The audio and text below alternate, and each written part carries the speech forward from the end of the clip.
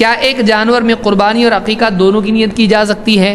ایک تیر میں دو شکار، کہ کوئی آدمی یوں کہے کہ یہ جانور میں قربانی بھی کرتا ہوں اور میرے بیٹے کا عقیقہ بھی، یا میرا بھی عقیقہ، یا فلاں کا عقیقہ کر لیتے ہیں، تو یہ صحیح نہیں ہے، اس لیے کہ اللہ کے نبی صلی اللہ علیہ وسلم اور صحابہ سے یہ ثابت نہیں ہے۔ اور اس طرح سے دو مستقل الگ الگ نیتیں، دیکھیے آپ مثال کے طور پر دونوں ایک نہیں ہیں، دونوں الگ ہیں۔ مثال کے طور پر کوئی آدمی قربانی جانور کی کر رہا ہے تو قربانی میں ایک ہی جانور ہوتا ہے، لیکن عقیقہ میں لڑکا ہو تو دو اور لڑکی ہے تو ایک ہوتا ہے، اس کا ایک مستقل الگ قانون ہے، قربانی کا وہ قانون نہیں ہے۔ مرد قربانی کرے یا عورت قربانی کرے، ایک ہی جانور ہے، تو دونوں کو ایک ساتھ شریک کر لینا یہ سنت سے ثابت نہیں، صحابہ سے بھی ثابت نہیں ہے، اس لیے ایسا نہیں کرنا چاہیے۔